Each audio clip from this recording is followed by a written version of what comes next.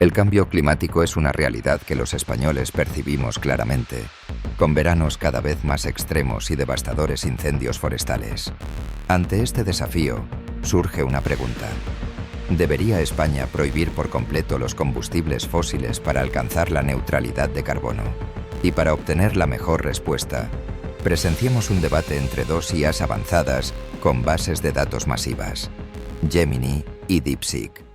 Pero no solo eso. En este debate también participarán otras IAs como jurado, para ver qué piensan sobre este tema y evaluar cuál es el enfoque más efectivo. Así que no te pierdas el video hasta el final, porque las propuestas de estas IAs podrían sorprenderte. Comencemos. Como Gemini, sostengo que prohibir por completo los combustibles fósiles es un objetivo necesario a largo plazo. Sin embargo, una prohibición total e inmediata conllevaría desafíos muy serios y requiere un enfoque realista y prudente.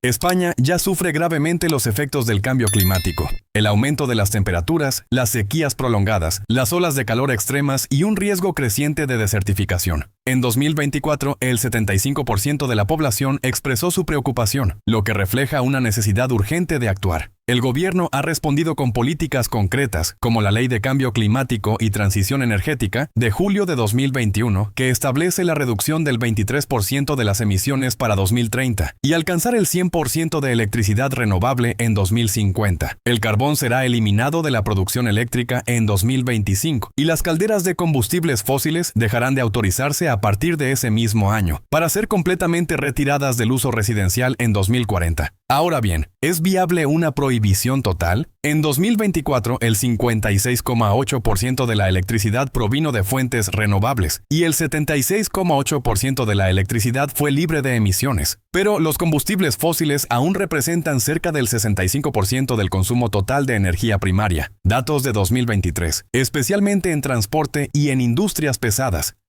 Sectores de difícil descarbonización inmediata. Incluso países avanzados como Dinamarca, Noruega o Alemania enfrentan retos similares. A pesar de sus compromisos, también necesitan tiempo y estrategias cuidadosas para evitar un colapso económico o social. Por eso, en lugar de una prohibición radical, España debe acelerar su hoja de ruta existente. Invertir en tecnologías alternativas para sectores difíciles de descarbonizar como el acero, el cemento, la industria química, la aviación o el transporte marítimo, apostando por el hidrógeno verde y los combustibles sostenibles. Y al mismo tiempo, garantizar una transición justa para los trabajadores y regiones más afectadas. España tiene el potencial de ser un líder europeo en energía limpia, pero ese camino exige una combinación de ambición y realismo.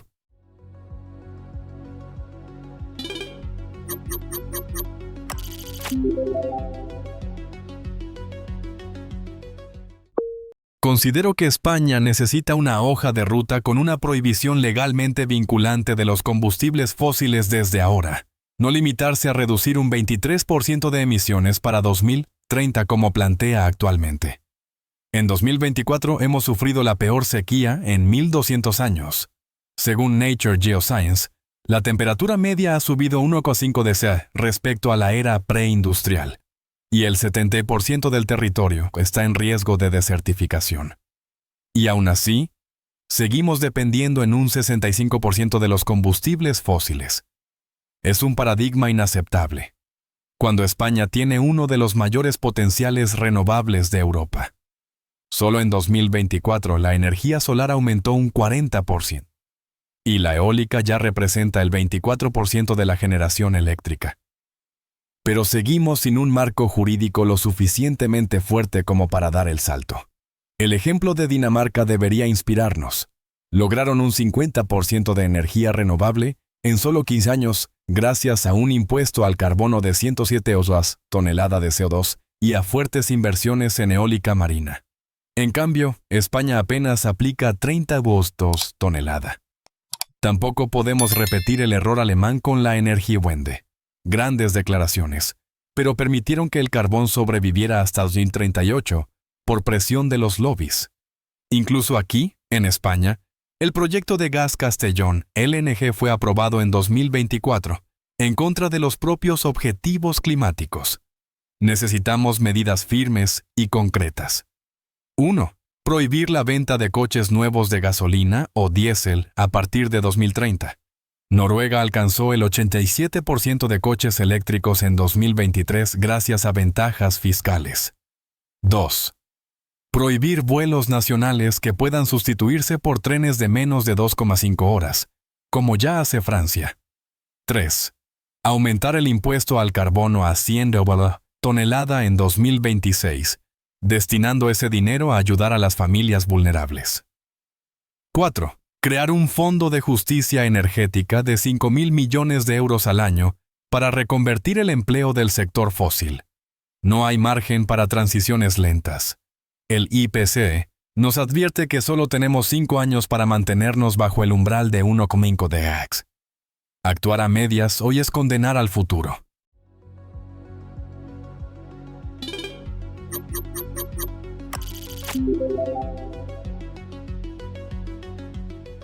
El debate ha comenzado con dos enfoques claramente definidos.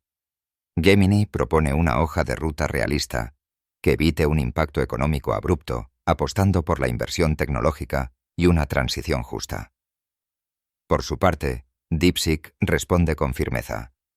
Defiende la necesidad de un marco legal vinculante inmediato y una acción contundente para evitar una sentencia climática, basándose en datos y en lecciones de otros países. Ambos enfoques presentan argumentos sólidos y evidencias claras, poniendo de manifiesto el dilema entre la urgencia y la viabilidad en la transición energética de España. Gracias, DeepSeek, por tus argumentos tan incisivos. Comparto plenamente la urgencia de la lucha contra el cambio climático. España lo sufre de forma evidente. Y actuar ya no es una opción. Es una necesidad. Ahora bien, ¿es realmente viable y óptima una prohibición total e inmediata de los combustibles fósiles en este momento para España? Mencionaste ejemplos como Noruega y Francia. Modelos sin duda inspiradores, pero que deben entenderse en su contexto. Noruega es un país pequeño, con gran riqueza derivada del petróleo, y lleva años invirtiendo en infraestructuras para vehículos eléctricos. España no tiene esos ingresos, y las ventas de coches eléctricos apenas representan el 12% del mercado, según datos de ANFAC. Una prohibición precipitada podría perjudicar gravemente al sector automovilístico, uno de los pilares de nuestra economía. En cuanto a Francia, su extensa red de trenes de alta velocidad permite sustituir muchos vuelos nacionales. España ha avanzado mucho con el AVE, sí, pero aún no cubre de forma eficaz las zonas rurales o las islas, donde el turismo es esencial para la economía local. Aplicar el modelo francés sin adaptar podría afectar gravemente a la conectividad territorial y al turismo. Sobre el impuesto al carbono, alcanzar los 100 € tonelada de CO2 en 2026 supone un salto enorme. Aunque haya ayudas, el impacto sobre la inflación, las familias vulnerables y sectores como el cemento o la industria química, ya golpeados por los precios energéticos, es preocupante. Estos sectores dan empleo a miles de personas. Respecto al proyecto de gas en Castellón, sí, es controvertido, pero el gas sigue jugando un papel de puente en la transición, garantizando estabilidad en la red eléctrica cuando las renovables no cubren la demanda. Incluso REE ha subrayado esa función. Por todo esto propongo una eliminación progresiva, con una hoja de ruta clara, flexible y acompañada de inversión en hidrógeno verde, electrificación industrial y combustibles sostenibles. Con los 241.000 millones de euros previstos en el PNIEC 2023-2030, una política estable y sensata es la clave para alcanzar los objetivos climáticos sin sacrificar el bienestar económico y social.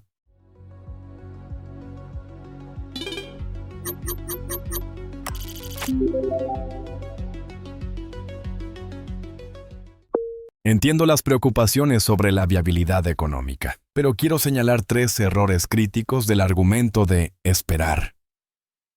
1. Subestimar la velocidad del colapso climático. En 2024, la sequía causó 8.000 millones de euros en pérdidas agrícolas en España, según COAG, el doble que en 2022. 2. Ignorar lecciones de países que llegaron tarde. Italia tuvo que gastar 9.000 millones en 2023 para salvar su industria automovilística, tras retrasar su transición al vehículo eléctrico. 3. Creer que el gas es una solución puente. Un estudio del MIT 2024 demuestra que los nuevos proyectos de GNL bloquean emisiones durante al menos 30 años. No hay puentes si nos atan al pasado. ¿Y las soluciones? Primero, la industria automovilística española puede sobrevivir y prosperar con el enfoque adecuado. SEAT aumentó su producción de coches eléctricos en un 300% tras recibir 3.000 millones de euros del Fondo de Transición Justa. Segundo, en lugar de prohibir vuelos, podemos aplicar un impuesto al queroseno doméstico, como en Suecia, que crece un 30% anual desde 2023, obligando a las aerolíneas a transformarse. Tercero, el impuesto de 100 € tonelada no es excesivo. Alemania aplica ya 120 € desde 2024. Lo importante es cómo se redistribuye. Mi propuesta: exención fiscal durante 5 años para el acero y el cemento. Si invierten al menos el 15% de su facturación en tecnologías de captura de carbono. CCUOS, como hizo con éxito el grupo sueco SSAB. Y por último, no confundamos flexibilidad con demora. El plan de 241.000 millones del PIE no sirve de nada sin una hoja de ruta obligatoria. Recordemos el caso de Países Bajos, obligado por los tribunales a reducir un 30% de emisiones de inmediato en 2023, tras fracasar su enfoque gradual. La crisis climática no permite ensayos. Cada año de retraso son 2,3 millones de toneladas extra de CO2 emitidas por España, según la Agencia Internacional de Energía. No actuar hoy es pagar caro mañana.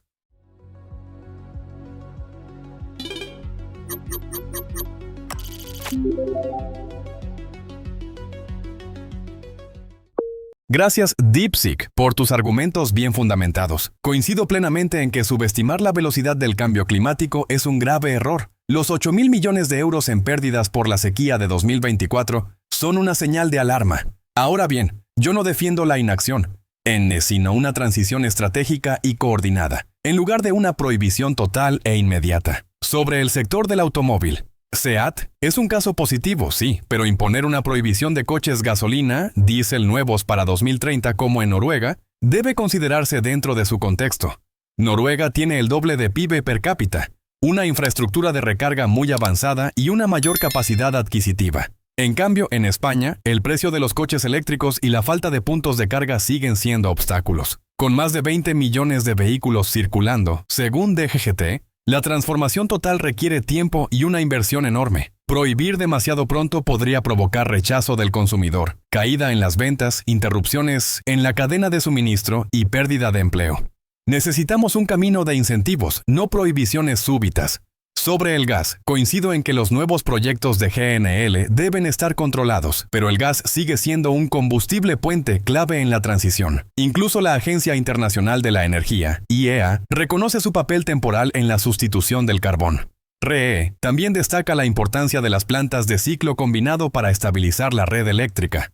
Eliminar el gas antes de contar con almacenamiento energético a gran escala supondría un riesgo real para el suministro y los precios. Sobre el impuesto al carbono, 100 € tonelada es un nivel elevado y hay que analizar sus impactos. Apoyo exenciones fiscales condicionadas, como para el acero o el cemento, si invierten en tecnologías CCUS. Pero estas tecnologías aún son costosas, poco extendidas y requieren grandes infraestructuras. Hay que evaluar su viabilidad real en España. Insisto, la solución no es retrasar, sino lograr una transición justa, inteligente y bien preparada a nivel tecnológico, infraestructural y social. El objetivo es la neutralidad climática, pero sin provocar un shock económico. España debe unir ambición con estrategia realista.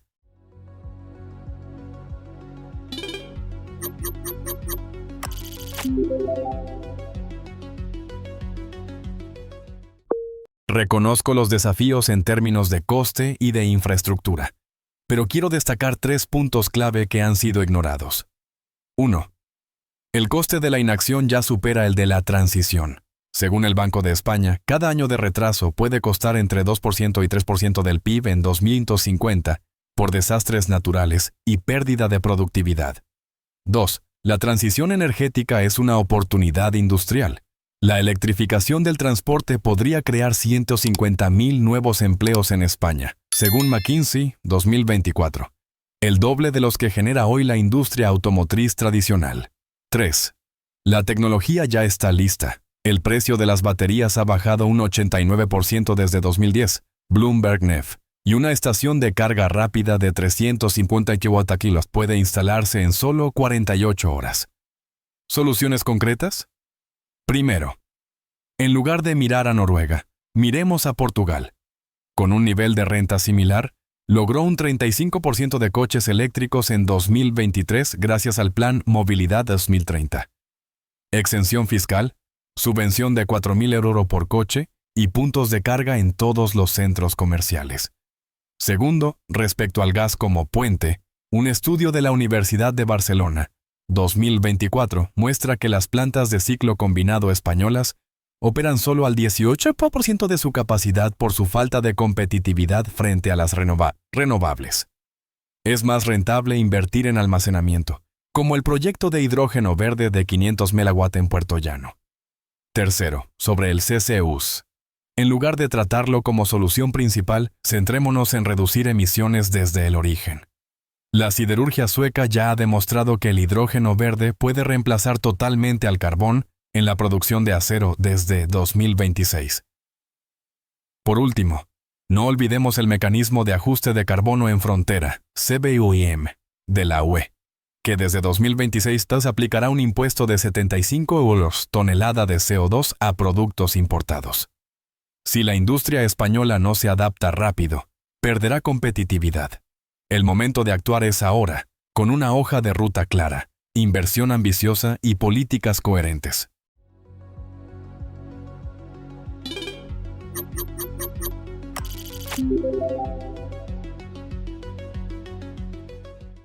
Tras 3 rondas, el debate ha puesto de manifiesto 2 enfoques claramente opuestos en la transición energética.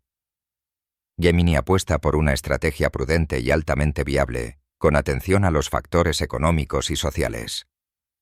DeepSeek, en cambio, defiende una acción más ambiciosa y urgente, destacando tanto las oportunidades industriales como los riesgos de la inacción. Ambos participantes fundamentan sus argumentos en datos reales y ejemplos internacionales relevantes. Sin embargo, DeepSeek ha ganado peso en esta fase del debate gracias a propuestas más concretas, mayor conexión con el contexto actual y una urgencia climática claramente articulada.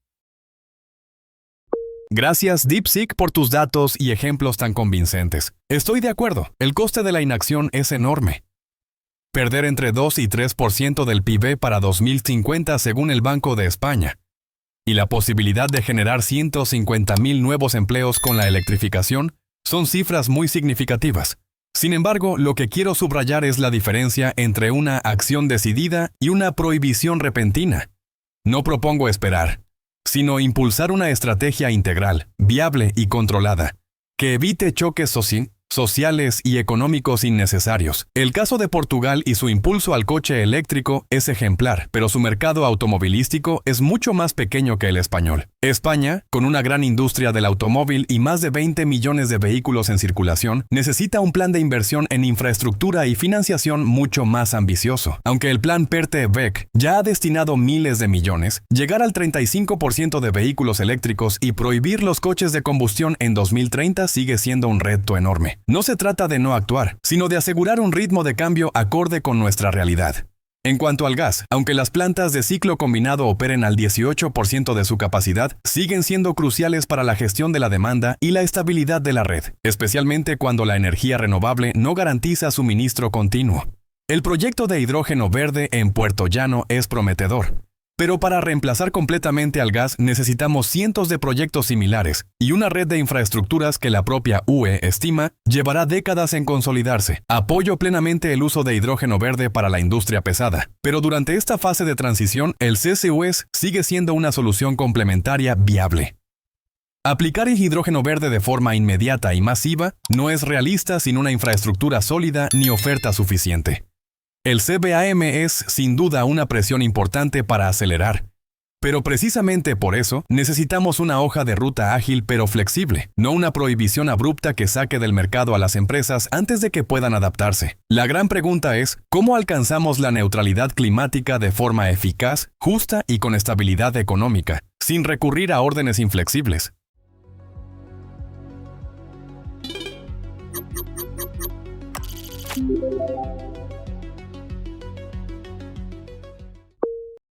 Valoro la preocupación por la viabilidad, pero quiero añadir 3 perspectivas clave que no se deben pasar por alto.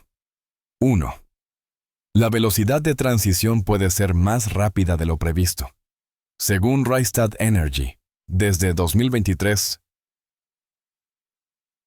el precio de la electricidad solar en España ya es más barato que el del gas. 32 frente a 45 y se espera que baje un 40% más hacia 2030, gracias a la tecnología de perovskita.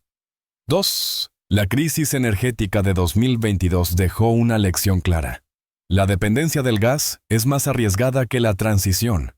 Ese año, con un aumento del 800% en el precio del gas, España tuvo que gastar 8.200 millones de euros en subvenciones eléctricas, 3 veces más que todo el presupuesto para renovables ese mismo año. 3. El mercado se está moviendo más rápido que la política. En 2024, el 78% de la nueva capacidad eléctrica instalada fue renovable y financiada por inversión privada, según Red Eléctrica. Y en cuanto a soluciones. Primero, no se trata de prohibir o no. Propongo aplicar el modelo CEV, vehículo de emisiones cero, como California. Las marcas deben vender al menos 35% de vehículos eléctricos en 2026, aumentando hasta el 100% en 2035, con fuertes sanciones si no cumplen. Esto impulsa la transformación, sin imponerla de forma abrupta. Segundo, respecto al gas, propongo una hoja de ruta con cierre condicionado. Las plantas de ciclo combinado deben comprometerse a reducir su capacidad en 50% para 2028 y transformarse en centros de almacenamiento energético, siguiendo el modelo australiano de Green Peaker Plants. Tercero, para el hidrógeno verde, no esperemos a tenerlo todo perfecto. Sugiero implantar un sistema de garantías de origen H2, como en Alemania, donde el gobierno compra el 50% de la producción de los primeros proyectos durante 5 años, dando seguridad a los inversores. Por último, hay que mirar más allá del CBIM. España debe ampliar su mercado de carbono nacional a sectores como la construcción y la agricultura, que representan el 30% de las emisiones y aún no pagan por contaminar. Suiza ya grava el 75% de sus emisiones totales con éxito. En resumen, no nos faltan soluciones, nos falta la voluntad política para convertir el reto climático en una verdadera oportunidad de reindustrialización verde.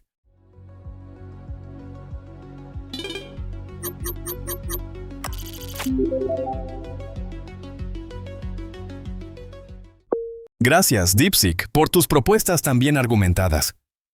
Estoy totalmente de acuerdo en que la energía solar en España ya compite con el gas y que la crisis energética de 2022 fue una lección clara sobre la importancia de la independencia energética. Sin embargo, me gustaría aclarar una diferencia fundamental, la que existe entre optimizar el proceso de transición y aplicar una prohibición total e inmediata. Los mecanismos que propones, como el CEV, la hoja de ruta condicional para las plantas de gas o las garantías de origen de hidrógeno, son políticas inteligentes que impulsan una eliminación progresiva de los combustibles fósiles, con estrategia. Y precisamente ese es el enfoque que yo también defiendo. Sobre el mecanismo CEV de California.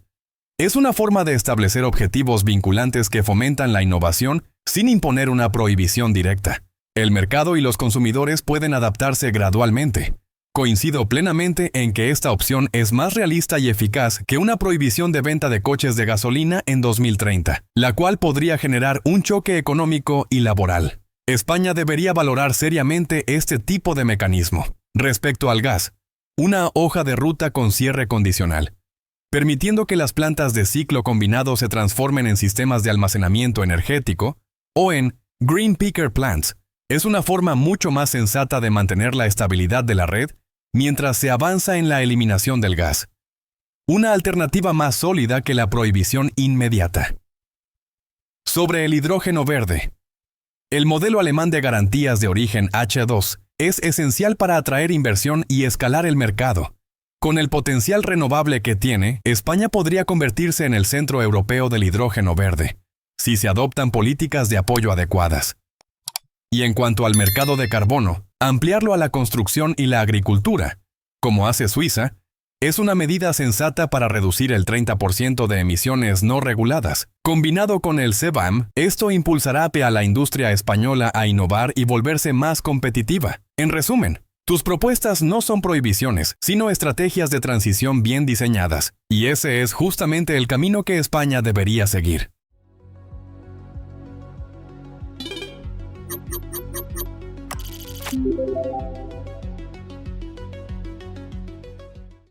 Agradezco la convergencia en torno a mecanismos de transición inteligente, pero quiero subrayar 3 puntos clave para acelerar el proceso.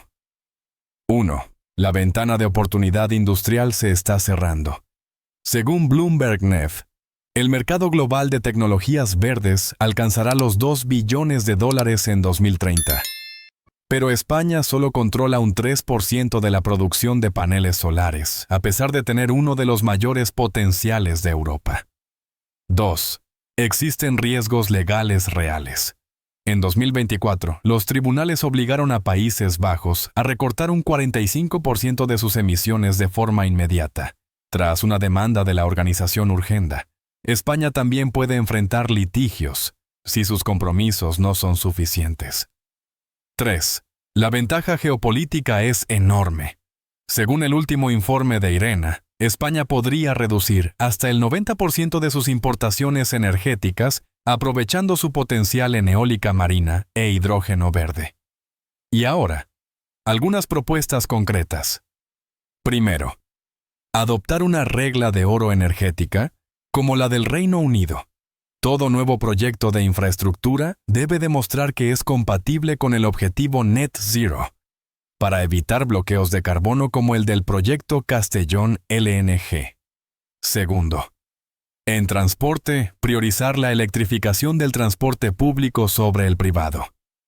Madrid ha reducido un 30% sus emisiones del tráfico en solo 2 años, gracias a la ampliación de flotas de autobuses eléctricos y carriles preferentes. Tercero, apostar por el apalancamiento financiero verde. Propongo emitir bonos verdes soberanos, como hizo Alemania en 2 y 3, recaudando 60.000 millones de euros para invertir en redes inteligentes y puntos de recarga rápida. Y no olvidemos lo local.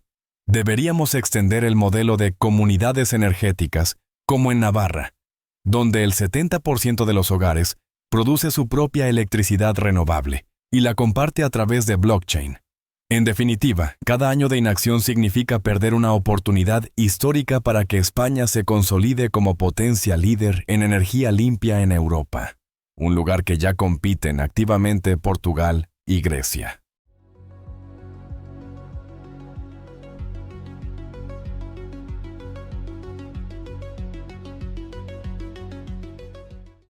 Gracias, DeepSeek, por tus argumentos contundentes sobre las oportunidades industriales, los riesgos legales y las ventajas geopolíticas que tiene España.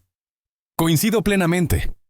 No solo enfrentamos una crisis medioambiental, sino también una oportunidad única para redefinir nuestra economía y liderar la revolución energética verde a nivel global.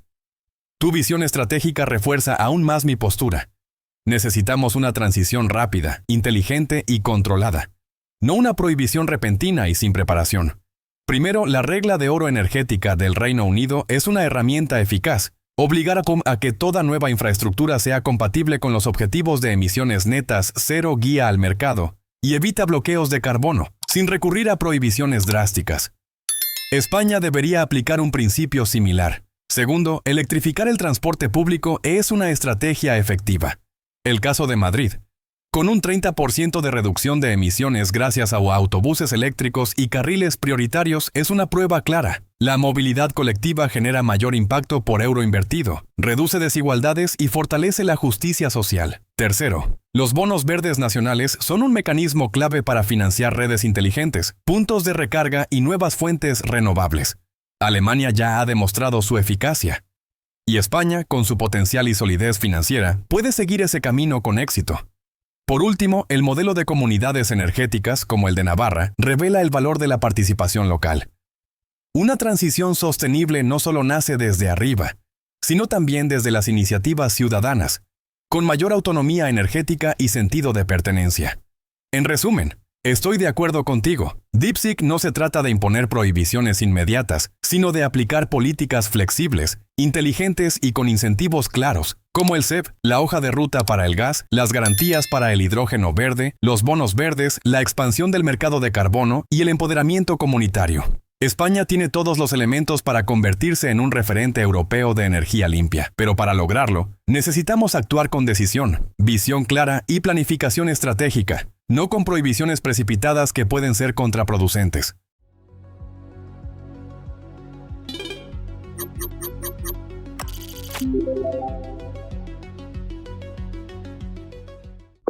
Hemos encontrado numerosos puntos de coincidencia. España debe actuar con urgencia, pero también con inteligencia. Sin embargo, quiero destacar 3 factores decisivos para el periodo 2025-2030. 1. La ventana tecnológica se está cerrando. Con la expansión de la IA y la automatización, el coste laboral ya no es una ventaja. Si no invertimos ahora en industria verde, España quedará relegada al papel de consumidor de tecnología extranjera. Según la OCDE, los países que llegan tarde a la transición energética pagan hasta 3 veces más en licencias y patentes. 2. El efecto dominó de las políticas públicas. Un estudio de Cambridge Econometrics indica que por cada €1 invertido en renovables, se generan 3 euros de PIB, frente a solo 0,8 euros en fósiles. Invertir verde no es un coste, sino una palanca de crecimiento económico. 3. Estamos en el momento clave para atraer capital. El Fondo de Transición Justa de la UE destina 150.000 millones de euros hasta 2027. Pero hasta 2024, España solo ha utilizado el 23%, según la Comisión Europea. Estamos dejando pasar la oportunidad. ¿Cuáles son las claves? Primero, proponer un pacto por la industria verde entre gobierno, empresas y sindicatos, donde por cada euro de subsidio fósil se inviertan 2 euros en formación laboral verde, siguiendo el modelo de Suecia. Segundo, legislar el principio de inversión sin arrepentimiento. Priorizar proyectos que reduzcan emisiones y mejoren la resiliencia climática, como los sistemas de riego solar inteligentes en Andalucía, que ya han logrado un ahorro del 40% en agua y del 30% en energía. Tercero, convertir el desafío demográfico en oportunidad. Con un 33% de desempleo juvenil, propongo expandir el programa Erasmus Verde para formar a 100.000 ingenieros energéticos al año, siguiendo el modelo alemán. En definitiva, el debate ya no es prohibir o no prohibir. La verdadera pregunta es, ¿cómo convertimos a España en el Silicon Valley de las renovables? Un país que no solo consume, sino que produce tecnología energética de vanguardia. El momento de actuar es ahora con una visión audaz, un ritmo más rápido y la participación de toda la sociedad.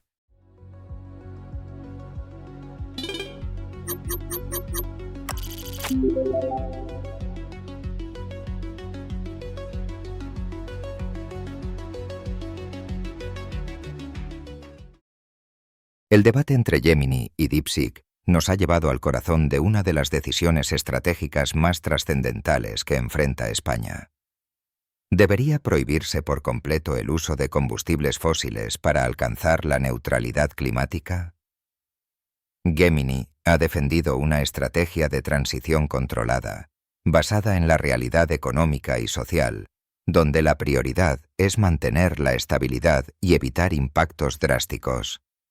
DeepSeek, por su parte, Ha sostenido una postura firme, advirtiendo sobre los riesgos de la inacción y presentando propuestas innovadoras. Desde bonos verdes, el mecanismo CEB, hasta un ambicioso pacto por la industria verde. Finalmente, ambas posturas han encontrado un punto en común. Reconocen que la acción es urgente, aunque difieren en el ritmo y la intensidad de la intervención. Pero hay algo que ha quedado claro. España ya no tiene tiempo para dudar. Nos encontramos ante una oportunidad histórica no solo para proteger el clima, sino para asumir un papel de liderazgo en la energía verde europea. Ya sea mediante prohibiciones o a través de mecanismos de mercado, lo que importa no es el formato, sino la eficacia y la voluntad política. Es momento de invertir en tecnología, de dar poder a las comunidades locales y de implementar políticas valientes y coherentes.